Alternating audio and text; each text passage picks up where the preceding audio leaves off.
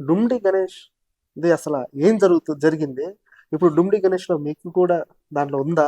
లేదండి. ఆ! నేను ఎప్పుడైతే 2016లో 17లో వినాయకుడిని కబ్జా చేసి నన్ను 307 కేసు పెట్టి అమ్మవారి సాక్షిగా నేను ఎవరిని అనలే ఆ రోజు. ఇక్కడి నుంచి థియేటర్కి వెళ్ళాను. వినాయకుడిని కబ్జా చేశారు. కాళ్ళగడ దండం పెట్టుకున్నాను. థియేటర్కి వెళ్ళాను. ఒక అరగంట ఉన్నాను. థియేటర్ నుంచి ఇంటికి వచ్చాను తప్ప ఎవరిని ఏం అనలేదు.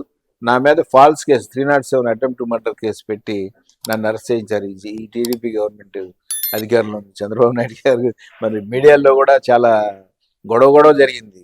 దేవుడిని కబ్జా చేశారు బోండమ్మ నాయకత్వంలో, డుమ్డి గణేష్ అనే రాకేష్ అనే అతని ఆధ్వర్యంలో అని చెప్పేసి అన్ని టీవీలు అన్ని గొడవ చేసినా సరే నా మీద ఫాల్స్ కేసు పెట్టి నన్ను అరెస్ట్ చేశారు. ఎందుకంటే ఎందుకు చెప్తున్నా అంటే బాధ ఎందుకు వస్తుందంటే చంద్రబాబు నాయుడు గారికి మాకున్న సంబంధాలు అలాంటి కాబట్టి 94 నుంచి కూడా కాబట్టి చంద్రబాబు నాయుడు గారు అధికారంలో ఉన్నప్పుడు నన్ను ఏంటి తప్పుడు కేసు పెట్టి అరెస్ట్ చేయించారేంటి? ఆఫ్టర్ ఒక ఎమ్మెల్యే ముఖ్యమా, ప్రజలు ముఖ్యమా చంద్రబాబు నాయుడు గారికి అని చెప్పి ఇప్పటికి కూడా గుర్తొచ్చినప్పుడల్లా ఫీల్ అవుతుంటాను నేను బాబు గారి మీద.